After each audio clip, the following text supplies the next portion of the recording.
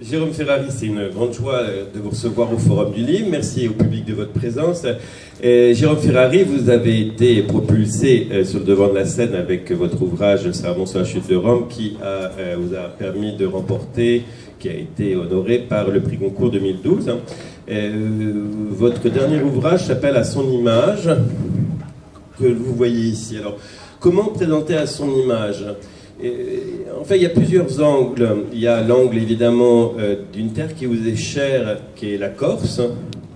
Une terre qui est finalement peut-être la terre la plus grecque qu'on peut avoir près de la France. En ce sens, on a l'impression que les atrides, que la violence, que la répétition, que l'impossibilité de sortir de schémas construits dans une société fermée sur soi demeure toujours, et on va revenir sur ce point-là. Et à l'intérieur de cette société, votre ouvrage commence par la présentation d'une jeune fille, Antonia, quasiment à partir de son enfance, une jeune fille assez simple, avec beaucoup de qualités humaines, sans être ni une intellectuelle, mais simplement une chouette et sympathique jeune fille, et qui a la particularité d'être dans une famille corse où finalement les choix dans la vie sont assez prédéfinis, assez codés, assez orientés. Mais elle a une chance, c'est d'avoir un parrain assez extraordinaire qui à la fois est prête par des hasards de la vie, qui se retrouve prête et qui est son parrain et qui nourrit une affection quasiment inconditionnelle pour sa nièce. Et pourquoi je parle de ce parrain immédiatement, c'est parce que Jérôme Ferrari, il va lui offrir un appareil photo, et cet appareil photo va précisément modifier son existence, parce que va orienter un choix de vie complètement nouveau. Et on va suivre donc Antonia à travers son désir de photographier, d'aller chercher une photographie notamment artistique, alors qu'elle est acculée à une photographie plus alimentaire ou plus simple dans un journal local. Et je finirai par là. Votre roman commence par la mort d'Antonia qui survient dans les premières pages dans un accident de montagne, après avoir revu quelqu'un dans la Légion étrangère, mais qui était une personne qu'elle avait rencontrée en Serbie, Dragan, qu'elle revoit, et elle repart, et malheureusement elle a un accident. On a donc une sorte de requiem général. On va percevoir et la Corse et Antonia à travers plusieurs points de vue. Dernier point, et qu'on va aborder aussi, qui est celui de la photo. Je vais commencer par une première question, c'est comment vous est né ce personnage d'Antonia? Alors, voilà. En fait, le projet général du roman, il est né après un ouvrage que j'ai écrit avec Oliver Roy, qui n'était pas de la fiction littéraire et qui était, je ne sais pas trop comment le qualifier, un texte d'analyse d'images à partir d'un photoreportage fait en Libye en 1911 par un écrivain français qui s'appelait Gaston Chéreau, qui avait été envoyé là-bas pour couvrir l'invasion italienne et la guerre contre les Turcs. Alors, le reportage, il était remarquable à beaucoup de points de vue, et notamment en ceci, parce que Gaston Chéreau n'est pas un très très grand photographe, il faut le dire, il me semblait que c'était la première fois qu'une armée avait à se préoccuper des problèmes d'image et de communication, et d'avoir à contrôler un peu ce qui sortait de ces exactions. Dès qu'on a fini ça, on a passé pas mal de temps à faire ce bouquin. Moi, j'ai vraiment pensé, d'abord, ça m'a remis sur... ça m'a fait prendre conscience que dans tous les romans que j'avais écrits jusqu'à présent, il y avait toujours au moins une ou deux photos qui jouaient un rôle important. Et j'ai voulu essayer de voir ce que ça pouvait donner en termes de fiction littéraire. Et j'ai dû attendre donc d'avoir des idées de fiction littéraire, pas des idées de théorie, et donc des personnages. Et les deux personnages principaux du roman sont ceux qui se sont présentés à moi dès le début de la genèse du projet, à savoir, je savais que ce serait une photographe. Alors, ne me demandez pas pourquoi, parce que c'est des idées concrètes qui viennent, qui s'impose un peu comme ça. Je savais que ce serait une photographe qu'elle mourrait au début du roman et que en face d'elle, il y aurait son oncle qui serait prêtre. J'ai tout de suite conçu le roman à la frontière entre des problèmes sur le photoreportage de guerre et une signification religieuse de l'image. Alors, ce genre d'idée, ça reste assez longtemps abstrait tant qu'on n'a pas pris des décisions de temps, normalement. Et moi, la première chose que je voulais faire, c'était aussi parler, en termes de photoreportage de guerre, du début de la guerre en ex-Yougoslavie, donc de ce qui se passe sur le front de Slavonie orientale en 91. Et du coup, ça a entraîné un peu le reste, parce que cette période est aussi celle du début des scissions du nationalisme corse, et c'est ce qui a déterminé la date de naissance et la date de mort du personnage. Elle est née en 65 et elle meurt en 2003, et du coup, elle grandit avec le développement du mouvement nationaliste corse dans les années 70 et les années 80. Donc, vous faites une sorte de triangle, en quelque sorte, qui se trouve entre la Corse, la Serbie et l'image, parce que plusieurs fois vous avez une chose qui est assez étonnante, c'est que les chapitres commencent par des légendes d'images, lesquelles images ne sont pas là, ne sont pas représentées. Qu'est-ce que vous voulez signifier par là? C'est-à-dire que... Allô? Oui. On a une chose intéressante, parce que je fais ça à dessein, c'est-à-dire j'essaie de vous entraîner peu à peu sur ma question finale sur l'image qui me tient à cœur, mais comme on est quand même sur un domaine intellectuellement assez élevé qui pourrait être un petit peu abstrait, je préfère y aller peu à peu. Donc je vais vous poser une question: pourquoi tous vos chapitres qui empruntent un lexique religieux et liturgique sont sous-titrés par des légendes de photos qui sont absentes? Alors, ça c'est une idée qui m'est venue plutôt vers la fin de la rédaction du roman, parce que la structure initiale, c'était que chaque chapitre corresponde à un moment de la liturgie de la messe de funérailles. Mais comme aussi chaque chapitre tourne autour d'une photo en particulier, j'ai rajouté la légende, et ça me paraissait bien, parce que le double sens du titre à son image, je voulais en quelque sorte qu'il ait sa correspondance dans les chapitres avec une entrée sur le rituel et une entrée sur la photographie. Alors on m'a souvent demandé pourquoi il n'y avait pas les photos. D'abord parce que c'est un roman, c'est pas un livre d'art, mais la raison quand même la plus rédhibitoire, c'est que la moitié des photos citées n'existent pas. Et que donc c'était impossible de les mettre, c'est des descriptions de photos non prises par Antonio. Très bien. Votre roman Jérôme Ferrari s'appelle À son image, donc c'est évidemment une réflexion autour de l'image photographique, mais aussi à son image. Je pense que c'est évidemment une référence à la citation biblique que l'homme a été créé à l'image de Dieu et à ses ressemblances, et pour reprendre ce que disaient plusieurs pères du désert, tout le problème de la chute, c'est la perte de la ressemblance. Est-ce que comment cette dynamique de la chute, de cette situation dans laquelle on est, où l'image finalement ne colle jamais au réel, j'en viens à ma question que j'ai déjà évoquée. Ce que j'ai trouvé absolument remarquable dans votre roman Jérôme Ferrari, c'est qu'on a l'impression que toutes ces pages n'ont qu'un seul objectif, c'est de montrer sans juger, d'ailleurs même si c'est une monstration très pessimiste, de montrer sans juger que le péché dans ce monde, c'est notamment l'incapacité qu'a l'image de cibler parfaitement la réalité. Et parce que ça c'est une illusion fondamentale, mais je pense qu'elle vient, alors c'est bien que c'est vraiment à partir de la photo qu'on peut... je pense pas qu'au moment où il n'existait que du dessin ou de la peinture, jamais personne se soit imaginé qu'une image pouvait saisir l'essence de la réalité. Mais comme la photographie est une technique qui garde une trace matérielle de l'instant, et qui rentrerait dans la catégorie de l'image qui correspondrait au terme grec typos, c'est pas icône, donc l'empreinte, la marque, parce qu'une photo c'est ça, quelle que soit la technique considérée, c'est la trace de l'instant présent qui est préservée, et du coup là, une fixation, et donc il y a effectivement un rapport indéniable à la réalité qui n'existe pas.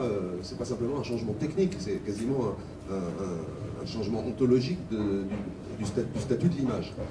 Et dans un sens, effectivement, ce que montre une photo est indéniable. C'est une preuve.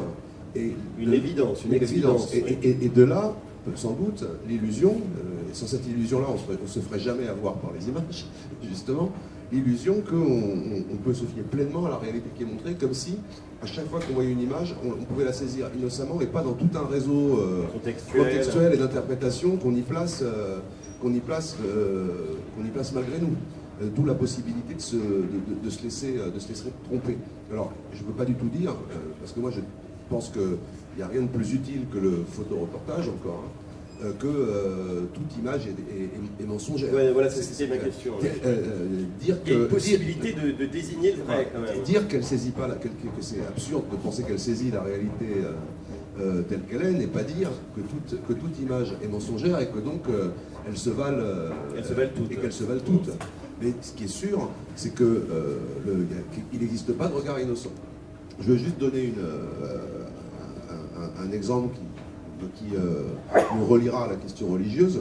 Gaston Chéreau, à Tripoli, photographie des pendaisons collectives de Bédouins. Et à un moment, il photographie quand on décroche les cadavres du gibet. Je pense qu'il est impossible à un regard européen de voir ces photos sans songer immédiatement à une descente de croix. Et James Nashway, qui est un photographe de guerre américain que j'aime beaucoup et qui est vraiment le plus talentueux que j'ai vu, il a fait un livre où il photographie des femmes en zone de guerre, et son livre il l'a appelé Pietà. Voilà. Et je pense que, d'ailleurs c'est pas un mal, rendre le regard pur de tout contexte culturel dans lequel s'insère une représentation, c'est impossible. Oui, parce que de toute façon, la réception de l'image est elle-même une interprétation par la personne qui la reçoit, bien sûr, qui recontextualise à sa manière ce qu'elle reçoit. Mais je répète que je ne suis pas en train de défendre un point de vue entièrement relativiste qui voudrait dire que tout se vaut. Il y a évidemment des photos, il y a des photos qui sont purement et simplement mensongères, ce qui n'est pas le cas de la photo en général. Mais ce qui m'intéresse le plus, c'est celles qui sont mensongères sans trafic avec Photoshop, mais simplement parce qu'elles sont faussement présentées comme s'insérant dans un réseau d'interprétation qui n'est pas le bon. Et ça, on peut le faire simplement avec un cadrage, rien de plus. Ça me fascine beaucoup. Pour rester sur la question de l'image, qu'est-ce qui vous fascine dans cette apparition de la photographie, du photoreportage, de ce nouveau médium qui va enrichir considérablement l'art journalistique notamment, mais pas seulement, cette autre manière de redoubler le réel qu'avant on décrivait par l'écrit ou la parole, on va avoir un redoublement du réel, notamment dans les journaux. Vous parlez plusieurs fois de magazines, de journaux, à travers d'ailleurs tout le XXe siècle, où on a quelque chose de complètement nouveau, c'est-à-dire qu'on a un texte qui décrit quelque chose dans un pays, notamment par exemple sur une scène de guerre, mais auquel on adjoint des photos. Qu'est-ce que ça provoque depuis le XXe siècle, cette apparition de ce double médium, pour ne pas dire double langage? Voilà. Bon, beaucoup de choses. D'abord, pour moi, la première chose, c'est instaurer un nouveau rapport au temps, qui tient aussi à la captation de quelque chose à quoi on n'a jamais affaire, c'est-à-dire un instant. Voilà. Par là même, l'existence de ce qui est montré est attestée, et elle est en même temps attestée comme étant définitivement passée et révolue. C'est pour ça que moi, je ne peux jamais regarder des photographies de famille, même de familles qui ne sont pas la mienne, sans une certaine forme de mélancolie, parce que je pense que la photo nous renvoie vraiment, justement parce qu'elle fixe l'instant, à la saisie de l'éphémère. Il y a quelque chose de très émouvant. Contrairement à la peinture qui suspend le temps. Ah oui, ça c'est une phrase de Mathieu Riboulet, des œuvres de Miséricorde que j'ai mises en exergue, et qui est la phrase que j'ai toujours été très très jaloux de ne pas avoir écrit moi-même, parce que c'est la phrase la plus concise pour dire la différence qu'il y a entre la peinture et la photographie, c'est la mort est passée, la photographie arrive après, qui contrairement à la peinture ne suspend pas le temps, mais le fixe. Et la suspension du temps, mais si j'ai bien compris la phrase, en fait j'ai vérifié auprès de Mathieu qui est mort l'année dernière, malheureusement, que je l'avais bien comprise, c'est placer la peinture du côté de l'éternité et la photographie du côté du caduc et de l'éphémère. Ouais. Donc ça c'est la première chose. La seconde, c'est que avec la photographie se pose, alors là pour le coup c'est pas le privilège de la photographie, mais se pose d'une manière très très aiguë le problème de la pertinence et de l'obscénité de la représentation. Alors c'est un problème qui peut se poser avec un texte, hein. C'est pas une question que je me suis posée beaucoup moi-même en écrivant sur des sujets comme la torture ou des choses comme ça. C'est-à-dire à quel moment la représentation bascule dans l'obscène. Mais évidemment avec l'image il y a cet aspect beaucoup plus direct et immédiat qui rend sans doute la question plus urgente. Ça, c'est un problème. Oui, je vous interromps un instant, mais simplement aussi parce que, contrairement à l'image, dans l'écrit, quand on sent que ça devient obscène, on peut s'arrêter. Alors que l'image, on l'a reçue. Il y a une immédiateté de la réception qui fait que... Oh, quand on est confronté à quelque chose d'obscène, en quelque sorte, on s'arrête quand même toujours trop tard. Hein. Oui, mais, parce qu'il a quand même fallu qu'on en prenne conscience. Oui. Et moi, je pense à des textes que je peux regretter d'avoir lu. Alors c'est pas un jugement moral, mais la question de l'obscénité, elle est, à mon avis, elle est à proprement parler insoluble. C'est une question de casuistique.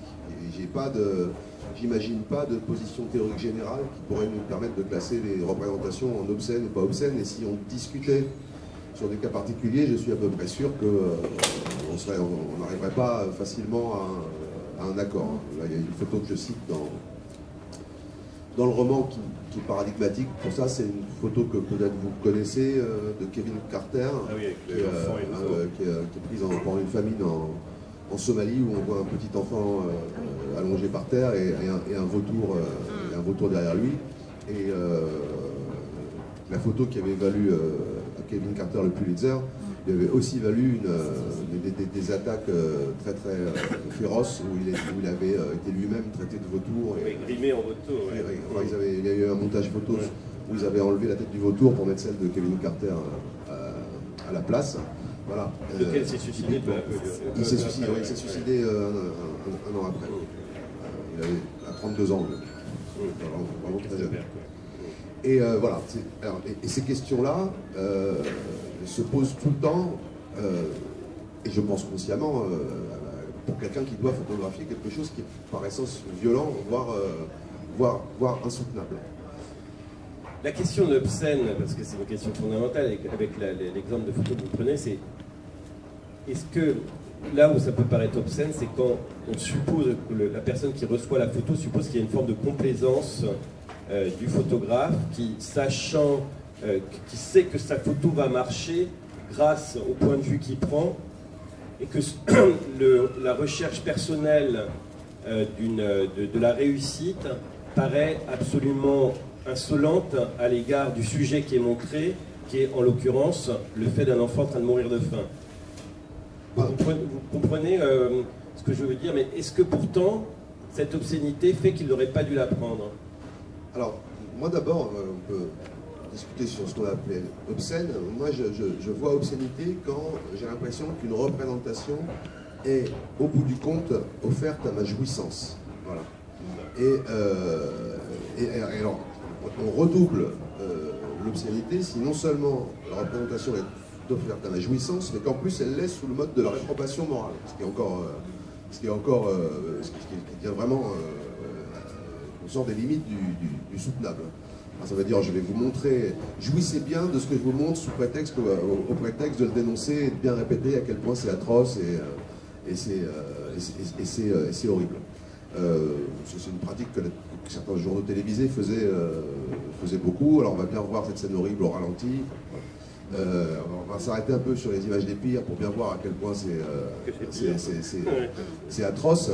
Et bien sûr, je ne renvoie pas du tout à la vertu individuelle du spectateur, parce que je pense que nous tous, on a une part où on peut être attrapé et littéralement fasciné par là. Le problème, évidemment, c'est qu'on peut se montrer obscène sans le faire exprès. Là, je parlais j'ai donné des exemples qui sont des exemples d'obscénité presque cyniques, où on peut quand même assez peu douter de la conscience qu'a celui qui montre de ce qu'il fait, mais on peut le faire. Quand on est romancier, c'est très embêtant. Hein, parce que c'est pas parce qu'on n'a pas envie de se montrer obscène qu'on est assuré de ne pas l'être. Moi, j'ai écrit en 2010 un roman sur la guerre d'Algérie où la question du traitement des scènes de torture dans le roman était vraiment, pour moi, un problème qui me paraissait, que j'ai essayé de surmonter du mieux que je pouvais, mais sans être sûr d'y avoir réussi. En l'occurrence, pour revenir à la question, moi je pense que la photo de Kevin Carter, je pense qu'il aurait dû la prendre. Il y a une puissance dans cette photo, et je ne pense pas du tout que... Alors là, pour le coup, c'est très discutable, je ne veux pas, et j'ai pas du tout l'impression que cette photo soit là pour être offerte à notre jouissance, ou à... J'ai pas l'impression qu'elle me transforme en voyeur. Pour donner un autre exemple, alors, où là je pense avoir été transformé en voyeur, il y a une photo très très connue aussi. Alors elle était prise en Amérique du Sud, c'était une petite fille qui était en train dans un tremblement de terre, qui était bloquée dans un trou d'eau jusque-là. Et le photographe avait fait, donc on savait que tout le monde, elle est morte sous les caméras et les objectifs, et il n'y avait aucun moyen de l'aider, mais il y avait peut-être moyen de ne pas rester avec les caméras autour d'elle. Et c'est très compliqué parce que le fait que le photographe a pris la photo, mais ce qui la rend définitivement obscène, c'est que par image, j'en fasse ça une.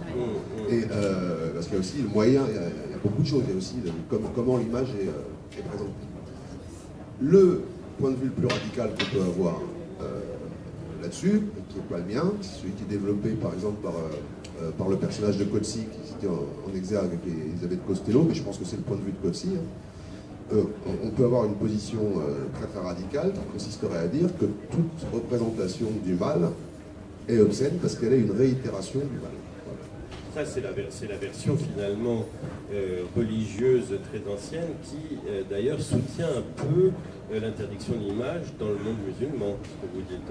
C'est-à-dire que finalement, parce que elle est réplication qui laisse croire qu'elle est la vérité, voilà. Elle est diabolique, elle est dialogos, elle est donc satanitaire. Oui, c'est une espèce d'usurpation du pouvoir créatif sur... il y a quelque chose d'assez platonicien aussi là-dedans. Oui, comme seul Dieu a le droit de compter, seul Dieu a le droit d'anticiper le futur, et en effet, c'est comment dire, ce rejet de l'image qui fait croire, qui laisse croire qu'elle est la réalité, c'est vraiment le point fondamental qui fait qu'on a une interdiction de la représentation dans l'islam. Alors que nous, en Occident, on va avoir au contraire une explosion de la capacité imaginative, notamment grâce au fait que nous produisons des images.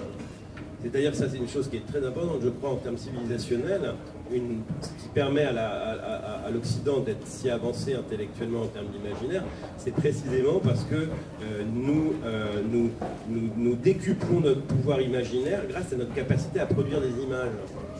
Oui, je comprends. Oui. Alors, sur le rapport à la violence, en plus, le catholicisme est quand même, plus que la religion orthodoxe, quand même friand de tableaux de martyrs. J'avais lu un article de Leroy-Gourand qui se demandait si les archéologues du futur rentraient dans une cathédrale catholique, l'idée qu'ils allaient se faire du type de religion qui montrait des gens criblés de flèches, décapités, crucifiés, et ils allaient sans doute penser qu'on était des sortes d'aztèques. En fait, Lacan, les lectures lacaniennes, c'est un peu ce qui monte. On est quand même entre le sadique et le masochisme, avec une sorte d'un truc un peu sexuel permanent.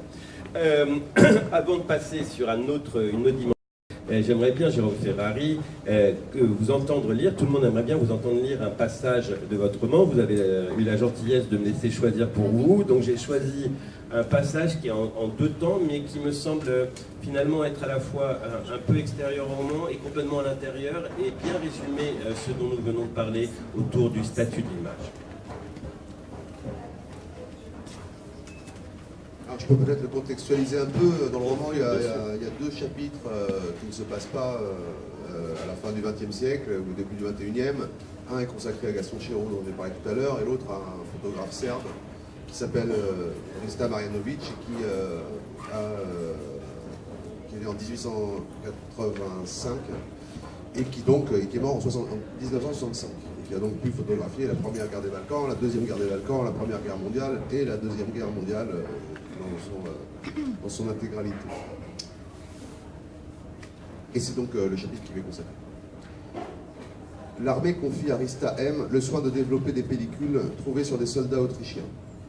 Le révélateur fait d'abord apparaître des paysannes garrottées à un poteau, la pointe des pieds suspendue à 30 cm du sol, semblant encore y chercher vainement un appui, puis une forêt de gibets, autour desquels les Autrichiens devisent tranquillement, le sourire aux lèvres. Rista M découvre que, curieusement, les hommes aiment à conserver le souvenir émouvant de leurs crimes comme de leurs noces, de la naissance de leurs enfants, ou de tout autre moment notable de leur vie, avec la même innocence. L'invention de la photographie leur a donné l'irrésistible occasion de céder à ce penchant. L'idée qu'ils portent, ainsi contre eux-mêmes le plus accablant des témoignages, ne les effleure apparemment pas. Pourquoi devraient-ils s'en soucier? Tout au long du siècle qui commence, ils prendront des photos de leurs victimes, abattues, pendues ou crucifiées le long d'une route d'Anatolie, comme dans un jeu de miroir multipliant à l'infini l'image du Christ. Ils poseront eux-mêmes, inlassablement, au bord d'une fosse pleine de corps nus en Biélorussie, devant un alignement de têtes coupées au Congo, ou dans le camp de Jasenovac, aux côtés d'un prisonnier dont ils s'apprêtent à scier le cou. Ils poseraient de la même manière devant un monument célèbre, un trophée de chasse, ou plus simplement à la fin d'un bon repas entre amis. Malgré les changements d'époque et de vêtements, les visages expriment toujours le même sentiment. Non pas tout à fait la joie, mais quelque chose de plus futile et léger. La nonchalance, le bien-être insouciant.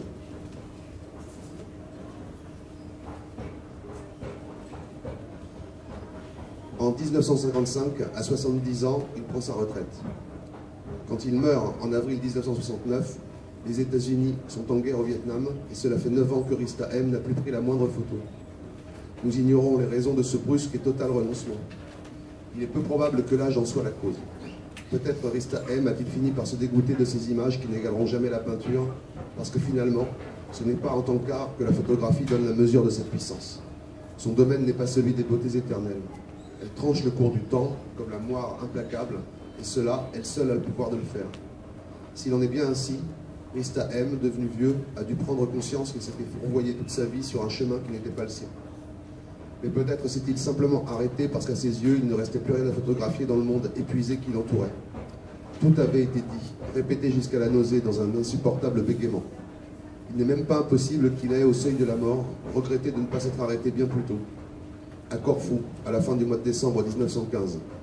Car en 1969, il ne peut plus ignorer que ce jour-là, sous la tente d'un hôpital de campagne, au bord du cimetière bleu de la Méditerranée, il n'a pas seulement pris la photo d'un soldat famélique à l'agonie, mais qu'il a capté une fois pour toutes, en une seule image saisissante, le visage du siècle. Merci Jérôme Ferrari pour cette lecture qui, de fait, je trouve, ponctue parfaitement nos premiers échanges. Et il y a quand même quelque chose qu'on ressent très fortement sur vous. Je ne dirais pas un point de vue sur le réel qui serait d'ordre pessimiste au sens philosophique,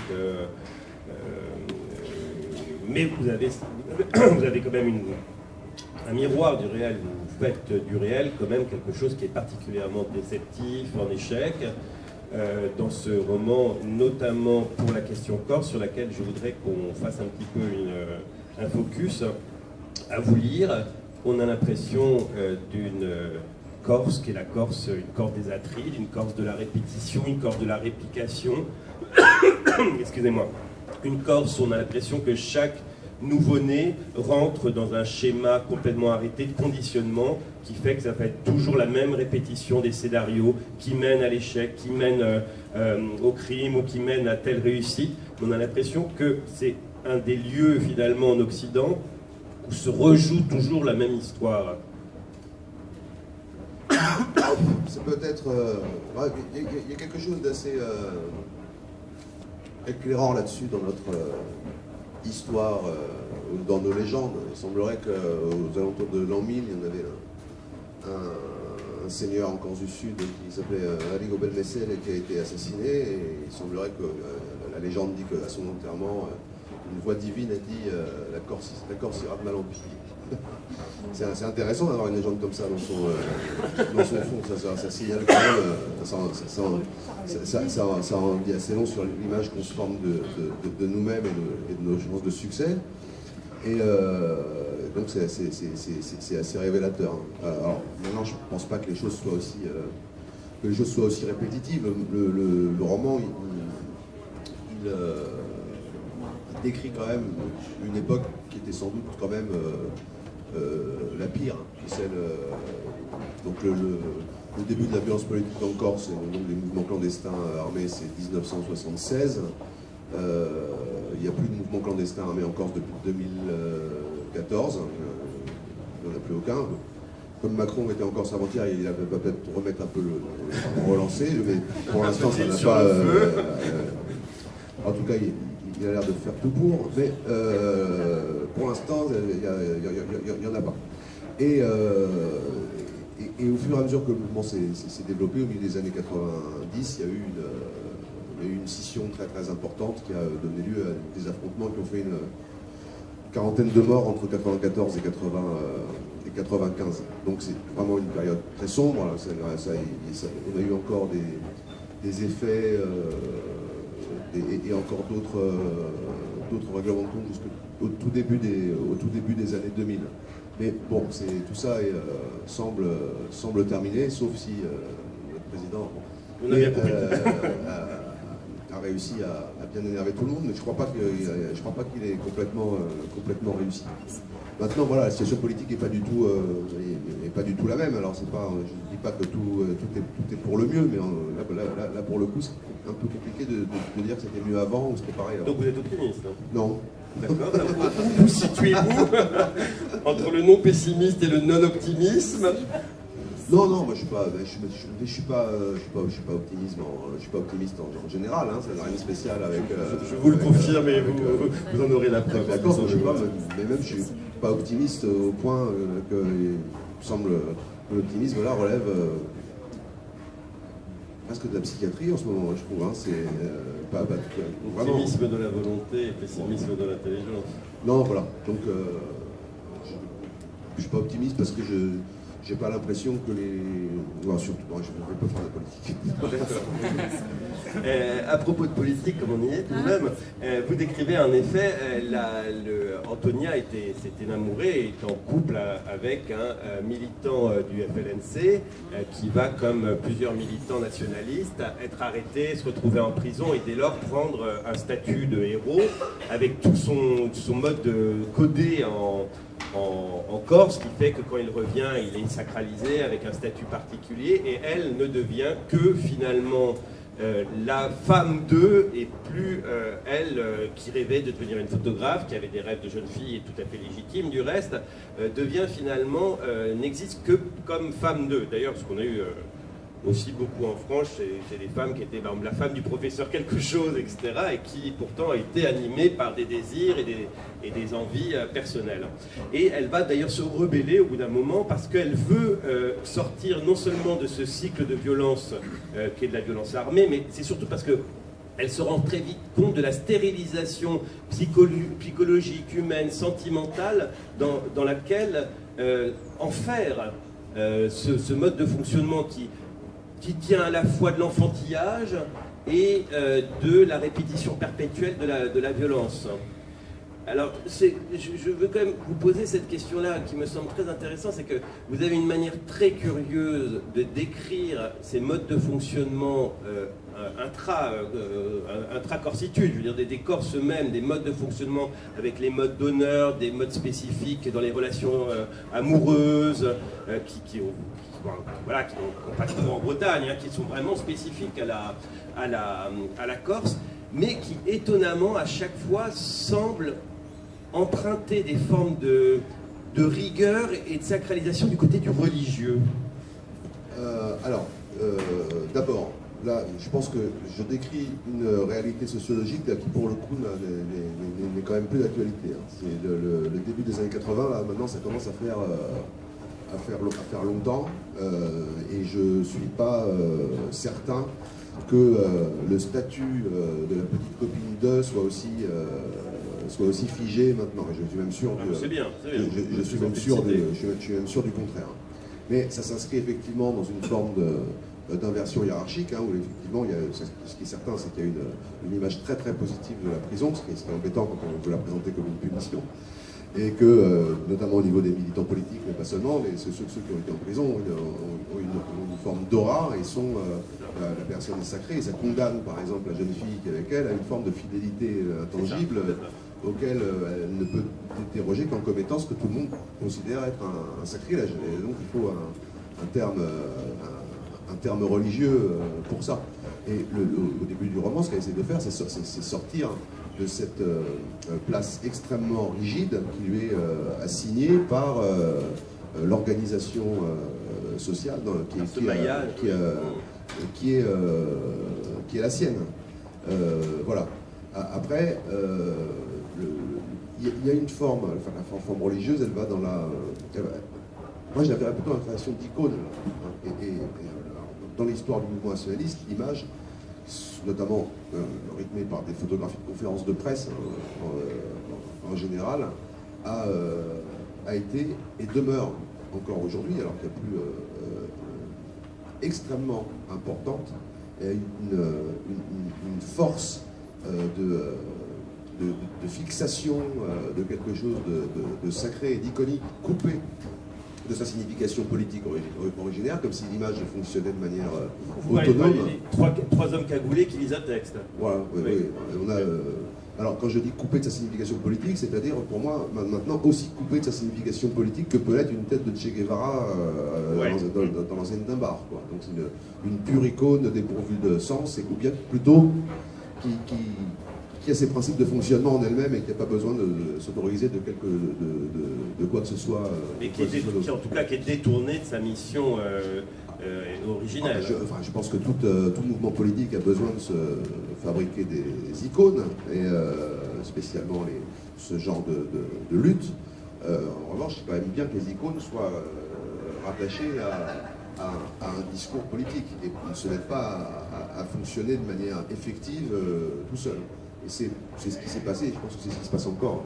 Le moment où on a la scission, c'est truculent.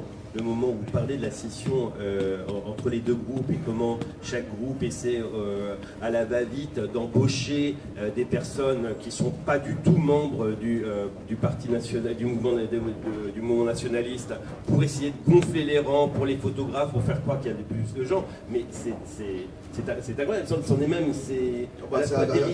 Truculent, c'est pas à l'époque, c'est pas le mot qui m'est venu à l'esprit, mais quand vous le décrivez, on a l'impression d'un... C'était des querelles de légitimité, en fait. Je ne vais pas rentrer. Ce qui s'est passé, c'est que quand il y a eu la scission, tout le monde voulait garder le nom FLNC. Et personne ne voulait y renoncer. Et donc, comme dans les deux camps, il y avait des gens qui étaient là depuis le début, il s'est passé ce truc un peu ridicule où il y avait ce qu'on appelle un canal de revendication. Donc, quelque chose se passait, on appelait les journalistes, et il y a une manière de revendiquer qui signe que c'est le FLNC. Et donc, le premier groupe de scission, c'est-à-dire moi j'étais dans cette partie-là du mouvement nationaliste à l'époque, il y avait des gens qui avaient le canal qu'ils utilisaient tous les jours. Ils appelaient donc le canal habituel, et que les autres n'avaient pas. Mais les autres, ils avaient le canal qui était utilisé en 77, prouvant qu'ils étaient là en 77, et donc c'est celui-là qu'ils ont utilisé en l'appelant le canal historique. Voilà. Et du coup, on avait deux... c'est la guerre des modernes et des anciens. Et alors après, il y en a eu plus que deux. Après, je ne sais même plus combien il y en a eu après, parce que je n'avais pas fini ma thèse en géopolitique corse. Il y en a eu un paquet. Quand la session commence, chaque corse devient un mouvement à part entière. Un autre, pour finir, on va aller sur une autre dimension qu'on n'a pas encore abordée, c'est que précisément tout ça provoque une sorte pas de nausée, mais en tout cas de fatigue chez Antonia, votre héroïne, qui décide de enfin aller là, parce qu'elle est à la recherche d'une photo essentielle, d'une photo qui montre un réel de qualité, non des photos de mariage ou des photos de fête. Elle va partir en Serbie. Est-ce que vous pouvez nous décrire pourquoi elle y part? Qu'est-ce qu'elle y trouve? Qu'est-ce qu'elle y trouve aussi comme expérience humaine à travers des rencontres?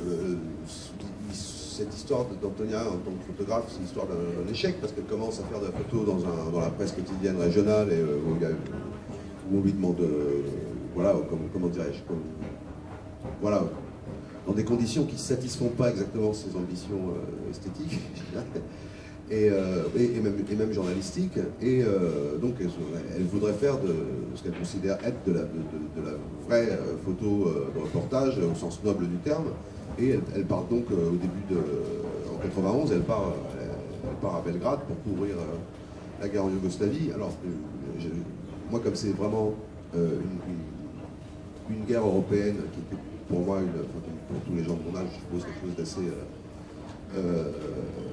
effarant. C'était le retour de la guerre pas très loin en Europe. Je voulais vraiment beaucoup parler de ça, mais il se trouve que c'était plus facile pour le roman parce que je me suis bien renseigné auprès de journalistes et il n'y a jamais eu une guerre aussi facile à couvrir. Je suis assez pas loin et les armées en présence ne se préoccupent, au moins au début, absolument pas de leur communication et laissent passer les journalistes d'un front à l'autre, traverser le front. Et donc c'est très facile pour quelqu'un de commencer là-bas. Si j'avais voulu l'envoyer en Irak en 91, en 90, là c'était pas du tout jouable, tellement le travail journalistique était encadré par les Américains. Et donc elle arrive sur une zone de guerre où elle va pouvoir prendre des photos qu'elle juge ayant de la valeur, puisque même les photos qu'elle prenait du FLNC en Corse, elle n'y attache pas d'importance, mais pour moi pas parce que l'événement n'est pas important, mais parce qu'elle en est trop près. Elle mesure pas la gravité de ce qui lui est trop familier, en quelque sorte. Et elle devine le visage sous les cagoules, voilà. Et ça, ça manque un peu de mystère. Voilà. Et là, quand elle arrive en Yougoslavie, se pose pour elle la question de qu'est-ce qu'elle peut montrer ou pas comme photo. Et donc ce chapitre-là, pour moi, c'est le troisième volet du chapitre sur Gaston Chéreau et sur Rista Marjanović, qui sont aussi des histoires d'échecs. Antonia ne développera pas ses photos. Les photos de Gaston Chéreau ont été retrouvées par hasard dans un carton dans une cave il y a 5 ans. Et les photos de Rista Marjanović, elles sont à Belgrade, dans la cuisine de sa petite fille, dans une valise. Et c'est ce qui me paraît vraiment, vu la qualité de son travail. Enfin bref, très dommage. Mais je voulais l'inscrire aussi dans cette histoire secrète et pas très glorieuse de la photo. Alors, vous redonnez en tout cas à tous ces photographes une véritable visibilité et vous avez une description, on sent le choc esthétique et affectif que ça a pu provoquer chez vous. Pour le coup, toutes les photos de Gaston Chéreau sont décrites, sont authentiques, et toutes celles de Rista Marjanović écrites sont aussi authentiques, et j'espère qu'elles vont être publiées ou montrées, parce que quand même, c'est quand même la première moitié du XXe siècle dans les Balkans, documentée de A à Z. Il était vraiment partout. Il était en 1915 avec la retraite de l'armée serbe en Albanie. C'est assez exceptionnel. Jérôme Ferrari, comme vous nous indiquiez, et vous-même avoir fait partie et avoir été très proche de ces mouvements-là, j'ai une dernière question. On a quand même le sentiment, en lisant votre livre, que tout est échec et tout est tristesse, à part quelques gestes. Je ne parle pas du prêtre et parrain d'Antonia. Le seul personnage qui peut manifester finalement une forme d'amour sincère et d'affection, c'est Simon,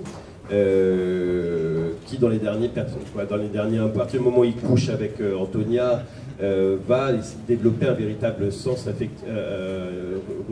d'affection pour elle. On a quand même le sentiment que dans ce codage des relations sentimentales, c'est extrêmement difficile pour les personnes de se rencontrer. Ah ben là oui,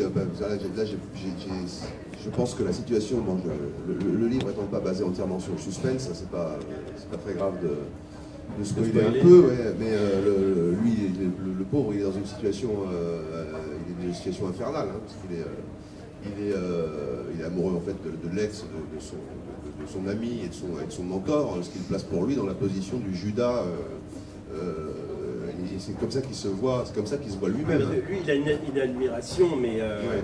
Mais par contre, je sais pas, je ne veux pas dire que à la lecture du livre, on sent se répandre sur sa tête des tsunamis de joie, mais il y a quand même, je sais pas, ils sont quand même assez capables d'amour, ces personnages-là. Il y a très beau le retournement de l'amie d'Antonia en prison, qui après avoir été extrêmement blessée, quand elle est venue lui annoncer qu'elle ne voulait pas, qu'elle ne voulait plus continuer cette forme d'histoire, la lettre qu'elle lui envoie après en lui disant qu'elle comprend bien, fait pour le coup preuve de sa capacité. Voilà, moi je ne voulais pas du tout charger inutilement le... Puis même se le caricaturer. Un dossier déjà bien rempli. Une autre question avant de passer la parole au public, Jérôme Ferrari. Vous convoquez un lexique religieux qui imprègne aussi bien dans les mots, dans le lexique, que dans une sorte d'encens invisible qui traverse vos pages, un vocabulaire religieux rituelique. On sent que votre manière de penser la langue, de décrire les contextes, emprunte à quelque chose d'ordre de la dramaturgie, du mystère, de la ritualisation qu'on peut avoir notamment dans le rite catholique romain, mais d'ailleurs dans le rite orthodoxe, on a eu l'occasion d'en parler. Vous n'êtes, je crois, pas pratiquant. Non. Qu'est-ce que ça veut dire être aussi intéressé, versé dans le fait religieux, je dirais pas qui vous obnubile, mais je veux dire, vous avez une relation extrêmement forte avec la question du fait religieux, c'est indéniable, mais j'ai cru comprendre que vous n'étiez pas ni croyant ni pratiquant. Où vous trouvez-vous? Ah, c'est bien compliqué, mais je pense qu'il y a des choses qui relèvent certainement de mon expérience personnelle. Il se trouve que quand les messes sont chantées traditionnellement en Corse, notamment en polyphonie, les chants sont en latin et sont sur la forme extraordinaire du rite romain qui notamment pour les funérailles, intègre systématiquement des textes qui ne sont plus intégrés la plupart du temps, notamment le dies irae et le dominé, oui, et le libera me, voilà. Et moi, comme j'ai connu ces textes parce que je chantais en polyphonie quand j'étais jeune et que je chantais beaucoup des messes, notamment d'enterrement, en polyphonie. Et donc la découverte de ces textes, pour moi, ça avait été un vrai choc esthétique, hein, parce qu'évidemment, mes lointains souvenirs de catéchisme, j'avais jamais lu des textes aussi beaux et aussi effrayants. Quand on les lit, on ne peut pas dire que ce qui saute aux yeux, c'est leur intention de consolation. Et moi j'aime bien ça, parce que je trouve que ça édulcore pas le deuil, la mort comme mystère, et je suis bien plus sensible qu'à des paroles lénifiantes de « ouais, mais en fait tout va bien ». Non, tout va pas bien du tout, non. Et, le Libera me est un chant qui exprime de A à Z la terreur, hein, et avec une lueur d'espoir, mais dont on doute bien à supposer que c'est bien le défunt qui est censé s'exprimer dans le chant, il ne doute pas vraiment de la miséricorde divine, mais un peu quand même. C'est d'où l'aspect tragique de l'appel, et c'est très beau. Et par ailleurs, au niveau des concepts intellectuels, moi j'aime pas beaucoup les concepts psychologiques, et en ce qui concerne l'utilisation de la violence, du problème du mal, il me semble, peut-être paradoxalement, que des vieux critères comme celui philosophique comme le mal radical, ou dans sa version chrétienne, le péché avec tous les paradoxes que ça entraîne sur la nature et la bonté de Dieu. Moi j'ai toujours beaucoup aimé les problèmes de Théodicée. Eh bien, saisissent quelque chose, pas de manière esthétiquement plus juste, mais de manière plus juste tout court. Voilà. Mais c'est extrêmement sensé, finalement, votre attachement à la forme non psychologique, mais symbolique. Et vous m'avez fait penser d'ailleurs à plusieurs moments où je réfléchissais sur votre traitement, on va pas, mais sur le traitement du péché, du mal, à, comment s'appelle-t-il ? De René Girard. J'ai quand même, en vous lisant, j'ai pensé à cette capacité qu'avait René Girard de montrer, d'aller bien au-delà des démonstrations simplement psychologiques, parce qu'il réimplante finalement des descriptions à travers le symbole et la description dans une continuité universelle, que ce soit dans le temps, que ce soit pour tous les hommes. Et vous faites ça, et ça c'est extraordinaire, sans avoir ce recours à cette psychologie qui est maintenant un peu omniprésente et qui souvent fait un petit peu cuisine cuisine de l'esprit. Moi, mon admiration immense pour Bernanos vient voilà. Sans doute de cette manière de traiter la présence du mal et sans aucune édulcoration ou niaiserie. Bernanos est quand même l'auteur le plus éloigné qu'on puisse imaginer de toute tentation de niaiserie. Oui. Jérôme Ferrari, merci beaucoup. On pourrait en fait discuter encore des heures. On va s'arrêter là. Je vous recommande vivement À son image. Je finirai parce qu'on ne voulait pas parler de ça, ce qui allait peut-être nous entraîner trop loin. Mais pour moi, À son image, c'est une réflexion sur le péché d'un point de vue non religieux. Et le péché, c'est quoi? C'est pourquoi une image, comment une image peut-elle devenir icône alors qu'elle peut devenir idole? Et c'est toute la question de... quand on parlait d'obscénité, l'image comme obscène ou non par rapport au réel, c'est comment l'image peut devenir icône et montrer quelque chose et non pas devenir obscène et devenir idolâtre. C'est un très très grand, plus qu'un roman, c'est à la fois un roman, une réflexion, une monstration aussi du péché, du mal, de l'échec, dont le Forum du Livre et moi-même nous recommandons vivement la lecture. Merci Jérôme Ferrari de votre présence. Merci.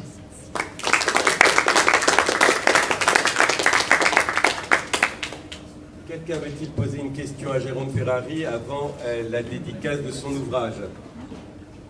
Chère madame, vous avez la parole. Oui, bonjour. Je voudrais poser deux questions. Premièrement, est-ce que vous-même, vous faites de la photographie? Et deuxièmement, ce que vous pensez de la couverture du livre? Je ne fais pas de photographie, j'ai essayé, j'ai arrêté. Mais j'aime beaucoup la photographie. Et la photo de couverture, en fait, c'est moi qui l'ai choisi. C'est vous qui l'avez choisi? Oui, c'est moi qui l'ai choisi. Après beaucoup d'hésitation, parce qu'au début, pas rentrer dans les problèmes de graphisme, mais sur Actes Sud, dans la mesure où on doit avoir une illustration, le travail de la graphiste en général, c'est trouver une illustration qui ne soit justement pas bêtement illustrative. Et où on ne puisse pas se dire, tiens, ça c'est le personnage, et qu'il y a un rapport. Au début, on voulait plutôt mettre une photo, une photo de James Nashway en train de travailler au Liban, non, en Afrique, je pense que ça doit être en Afrique du Sud, où on le voit allongé par terre. Mais ça n'allait pas parce que on aurait dit une jaquette de DVD. D'ailleurs, la photo a servi pour une jaquette de DVD. Et puis, je me suis rappelé qu'il est fait allusion justement dans le chapitre sur Isla Marianovic sur ces autochromes. C'est une photo de 1913 en fait. C'est pas une photo colorisée, c'est le procédé des Frères Lumière, l'autochrome, qui sont en 1908. C'est une des premières. C'est 1913, c'est pas une des premières, mais et c'est un ingénieur anglais qui a pris ces photos. Il en a fait une série de 6 ou 7. On suppose qu'il n'était pas photographe, il n'a pas laissé d'autres photos, il avait certainement envie d'essayer une nouvelle technologie et il a pris cette jeune fille là, qui était la fille d'un de ses amis, et les photos sont toutes absolument magnifiques. Donc je parle de la photo, ça faisait un contrepoint sur... il y avait plein de choses positives. Je sais qu'il y a des gens qui ont trouvé que c'était vraiment pas bien comme couverture, avec le contenu du roman, mais moi le décalage me plaisait beaucoup. Et qu'on ait une jeune fille, en plus, ça permettait de conserver l'ambiguïté et l'ambivalence du titre, hein, puisque en français, le pronom possessif indique pas le genre du possesseur. Alors, ce qui est malheureusement pas le cas en allemand ou en anglais, et là, donc les traducteurs ne savent pas trop comment ils vont faire, hein, puisque évidemment, je voulais que ça soit là, une citation biblique, et en même temps que son image puisse être aussi celle d'Antonien. Et dernière chose, je pense que c'est le cas avec tous les autochromes, c'est vraiment un type d'image qu'on peut vraiment choisir, me semble-t-il, de voir soit comme une photo, soit comme une peinture. Et c'est pas... il n'y a que les autochromes hein, que j'ai vu qu'on pouvait... et où on voit évidemment pas la même chose. Hein.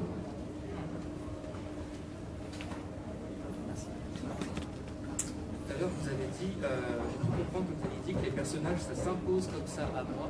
Est-ce que vous pourriez en dire plus? Alors, ça s'impose... je ne veux pas laisser entendre que je parle d'une espèce de procédé magique, de contact avec la divinité, parce que j'aime pas quand les romanciers parlent comme ça, parce que ça m'énerve. Je trouve que c'est une espèce de posture. Je dirais que... ça commence par des idées de personnages. Et évidemment, c'est pas qu'une idée s'impose comme ça, mais une idée de personnage, ça vient comme n'importe quelle idée. C'est pas au terme d'un processus discursif de recherche. Et par ailleurs, j'ai toujours trouvé que si j'étais contraint de me demander quel personnage serait bien ou pas bien, ça va pas.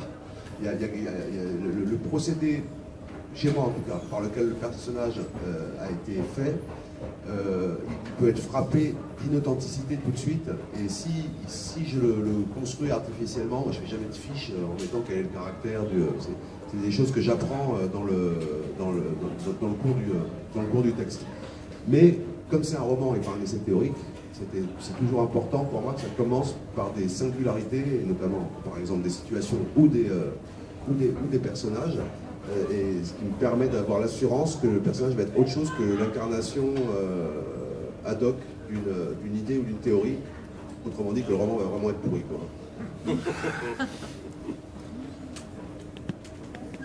Moi j'ai écouté un Requiem à un moment donné, je me dis, c'est vrai, c'est l'ossature d'un Requiem, votre... Et puis je me suis dit, pourquoi pas écouter un Requiem? C'était aussi, je me dis, encore mieux. Merci. Ah, vraiment, ça m'a... J'étais bouleversée. Alors si vous les entendiez en Corse, ouais. Oui, certainement. C'est très beau. Certainement. Mais à un moment donné, effectivement, c'était tellement... Vous êtes tellement... Votre pays, enfin, la Corse est tellement en vous, qu'à un moment donné, je me suis sentie un petit peu, moi aussi, en décalage. Je me disais, je suis pas totalement... J'ai l'impression d'être agitée plutôt qu'autre chose. C'est vrai ce que vous dites. C'est ce que vous disiez un peu tout à l'heure. C'est vrai, mais je l'ai senti aussi. Un petit... pas grand-chose, mais enfin... Ouais, mais j'essaie de me consoler de ça en me disant que une petite expérience d'étrangeté en tant que lecteur, parfois ça peut être désagréable. Oui, c'est pas désagréable. Oui, puis en étant à Rennes, on n'a pas payé d'impôt révolutionnaire, donc ça c'est l'avantage. Il n'existe plus depuis longtemps, bien sûr. Heureusement. C'est sûr que le roman n'a pas été sponsorisé par l'Office du tourisme, mais... Quels sont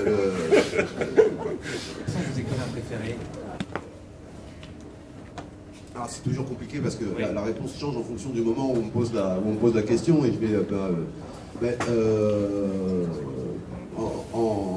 en littérature étrangère, c'est quand même les romanciers russes de Dostoïevski ou Vassili Grossman. Vieil Destin, oui. Ouais, Vieil Destin, c'est vraiment... C'est incroyable. Vieil Destin, ça devrait être raté. Voilà. Et ça l'est pas du tout, donc c'est un miracle. En littérature française, je pense que à l'heure actuelle, un des romans préférés, mon roman français préféré doit sans doute rester La Route des Flandres de Claude Simon. Et j'aime beaucoup Bernados, j'aime beaucoup la littérature française, j'aime beaucoup la littérature sud-américaine aussi, et je suis assez éclectique. Mais là, je vous ai vraiment donné, avec les romanciers russes, ce qui est, mettons, ma préférence la plus constante, voilà, depuis que j'ai 20 ans. Jérôme Ferrari, encore une fois, merci beaucoup de votre présence à Rennes. Merci.